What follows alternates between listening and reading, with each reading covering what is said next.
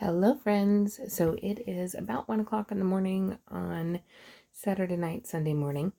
I have been doing some thinking and some brainstorming on ideas about what might work for the last tutorial that I did, which was the stamping with powders. Stamping with powders didn't work that well. It worked fine, but the powder kind of got all over the nail rather than just staying where the stamping polish was. So I've been experimenting with some other things, trying to see if I can make it work.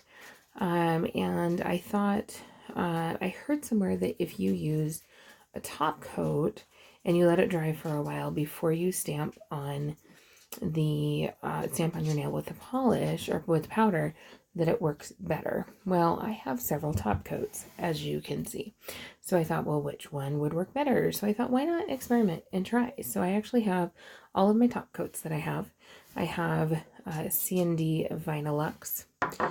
And then what I've done is I've actually painted half black and half white because I thought, why not? On here, I've used the Braves Diva polish on the black and then the shutout white. And then I've painted after waiting several hours for these to dry, I painted the top coat over top of it. So this one is the C&D Vinylux. It is a longwear top coat, which is kind of like a gel base. This next one is Sally Hansen's Big Shiny Top Coat. It is one of my absolute favorite top coats. And there is that one. The next one here is Ella and Milla in a Rush. You can see the top coat is on that one. It's a beautiful top coat. That is just a gorgeous top coat. And then the next one is Maniology's Smudge Free Top Coat. The next one is probably my absolute favorite top coat. This one is Glisten and Glow's Top Coat. And here is that one. Beautiful top coat, dries quickly, does a great job. This one is Live Love Polish's Quick Dry Top Coat. Live Love Polish. Quick Dry Top Coat. The next one, I wanted to see if it would make a difference if it was a matte top coat versus a glossy top coat. So this one is OPI's Matte Top Coat. And then just for experiment's sake, because we're all about science, not really, there is no top coat on this one. This one is just the polishes. So here's what I'm going to do. I'm actually leaving this overnight, and I'm going to try this tomorrow with stamping with the powders on the various top coats, and then on the no top coat, on the matte top coat, etc. We have some quick dry top coats, we've got some glossy top coats, we've got gel-like top coats, so all sorts of different top coats to see which one will work better with the stamping on powders. So in the next portion of this video, you're going to see the results of that. I'll be back. Okay, I wanted to go ahead and show you the process on a couple of these, and then I'm not going to show them all because it honestly would take forever to stamp all of them, but I wanted to show you what I'm doing. So I wanted to see if it made a difference if you used like maybe an image like this where there's very little of the space shown, or like a more detailed image like this where there's a lot of space shown. So I thought what I would do is use one that kind of has both. So I'm going to be using this image right here because this one does have a lot of space here where it's a little more of a negative space, but then it's also got some positive space as well. So I'm going to use this image right here on all of the samples. And then I'm using the Scarab Wing powder. So what I've done here is I have already put it onto my monocle stamper. You just take it and rub it onto the monocle stamper. And then the next thing that I'm going to do here is I'm using the Maniology Straight Up Black for my stamping polish. So I'm just going to paint that image and then scrape. And then we'll use the monocle stamper to pick up the image. And then I'm going to go ahead and lay it down. We're going to start with the CND. Trying to figure out the best way to do this with the camera. There we go. All right, so on this one you can see, especially on that white there, you can see that the green definitely transferred over onto the nail. So we're going to use the fan brush to try and brush as much of it away as possible. And it is getting some of it away, so that's good. It's not quite as green as what it had been on the white. In fact, that actually got it away pretty nicely. Okay, there we go. All right, so that's the CND. I'm going to go ahead and use my sticky stamper pad here from Maniology to get the powder off. It actually works quite well. To get the powder off, you have to go over it a few times in order to get it all off. But it works quite well in the process. The next thing that I'm going to do is go ahead and clean the plate here. Like I said, for experimentation purposes, I am going to use the same image on all of these and the same powder on all of these. I'll show you one more and then I'll go ahead and do the rest and then come back.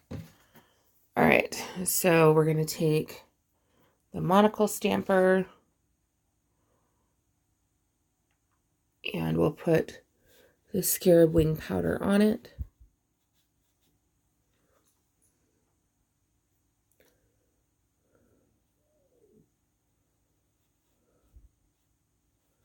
There we go. Rub it all in. Really is a beautiful powder. I'm loving that scarab wings. All right, and then we'll go ahead and again, we're going to use the same image. This is a Born Pretty plate, by the way. Love this plate. There's a lot of variety of image to it. There we go. Okay. This one is the Sally Hansen Big Shiny Top Coat.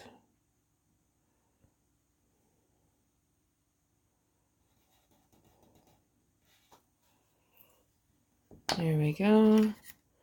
Okay, again, it transferred over some of it, but we're going to use the brush to try to brush it all off.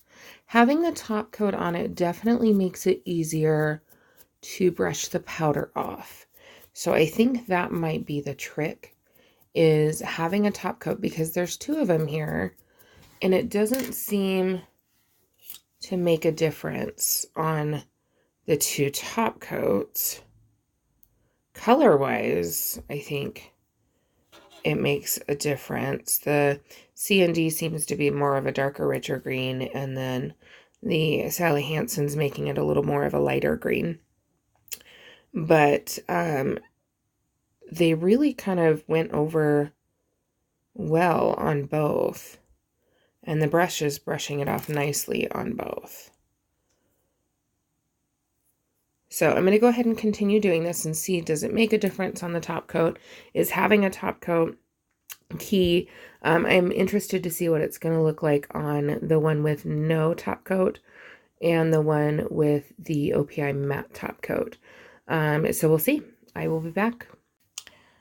Okay, so I am back. Again, just to recap, I used Born Pretty Plate BPL 029. And I used this image right here on all of them because it has some negative space as well as a lot of positive space that you can pull the color away from the excess powder that doesn't stick to the stamping gel. I used Maniology's Scarab Wings powder on all of them. And then I used the fan brush here to wipe away the excess powder that was not stuck to the stamping polish. So here's what my findings are. Here's the C&D. As you can see, it left just a little bit of the powder here, but not too much. It actually, mostly right here on the very edge, but it actually turned out pretty good, especially on the black. I think it turned out good on the black. You can see right here where it did leave a little bit of the excess powder right there. We have Sally Hansen's Big Shiny Top Coat that left almost nothing. That one actually turned out really good.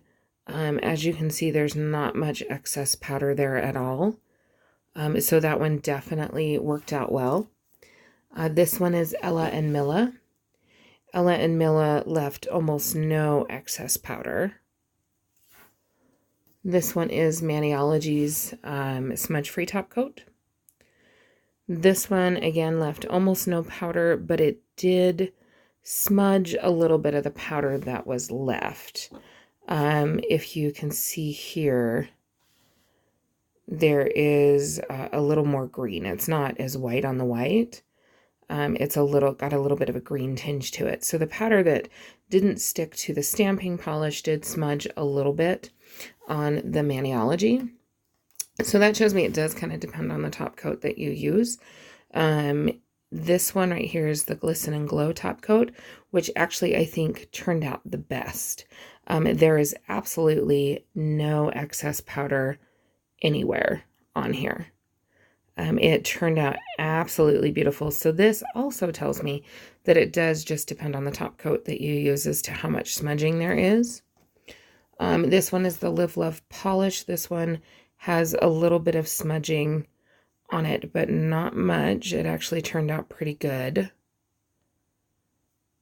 I hope you guys are able to see the difference like I'm able to. Like you can see right in this area right here, there's a little bit of a green tinge to it.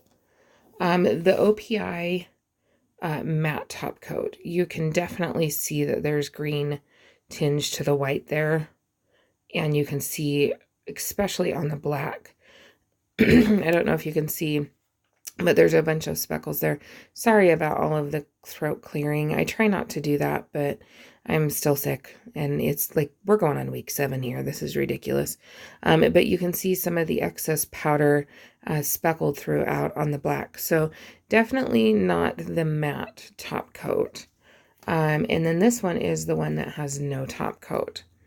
And this one you can see a lot of the excess powder, especially on the black, and then a little bit on the white. So I think that's really what the difference was, is that I didn't use, I used the Color Street strips, which have a top coat on them, but it's not, you can tell it's not, it needs to be like a really good top coat in order for it to not stick. Like a good glossy top coat is what I'm finding, because the OPI is definitely the matte is definitely a great top coat, but it's not a glossy top coat. So I'm finding that for at least what I'm doing, it needs to be a good quality glossy top coat.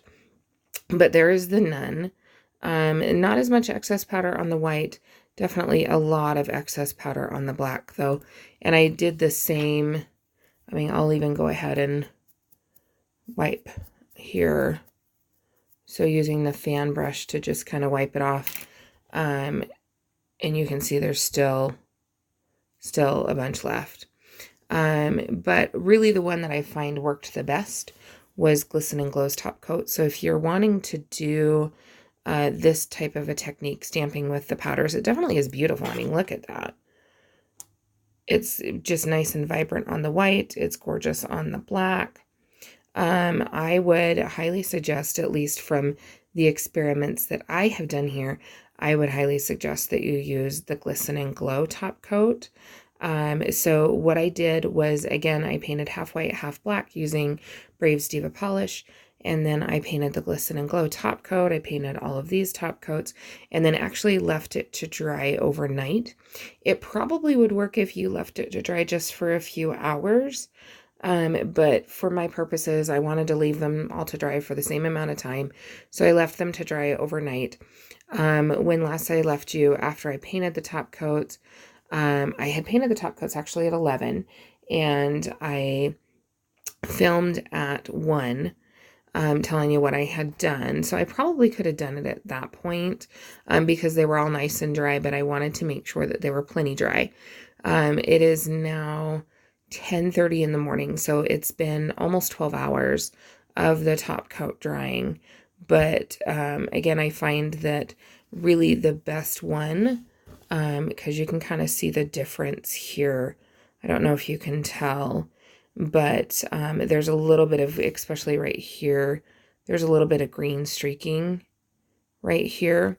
Whereas on the Glisten and Glow, and the same technique was used on all of them, I wiped the powder off at the same, in the same way, using the same brush at the same speed, in the same technique, the whole bit. So everything was done the exact same. But it looks to me like that Glisten and Glow definitely works the best. So I think for me, use whichever top coat you like the best. But for me, I think doing this technique in the future, I'll definitely be doing it with the Glisten and Glow top coat. I'm actually really super impressed with this top coat. There's absolutely, on the black, you can see there's absolutely no excess powder at all. On the white, no excess powder at all. So that seems to be the key, I think, using a good high quality glossy top coat, and then letting it dry for a while. And then, in my case, it was 12 hours here, and then going back and doing the powder. So there you go. Let me know if you do this experiment and what works the best for you. Let me know what techniques you'd like me to try. I can try water marbling. I can try fluid art. I can try, I've never tried any of it, so I'm willing to try anything. I think I might start doing a Try It With Me Tuesday type video on Tuesdays. Maybe a swatch Saturday. I don't know. We'll figure it out. But anyhow, so there you go. Let me know what your thoughts are in the comments below, and don't forget to subscribe.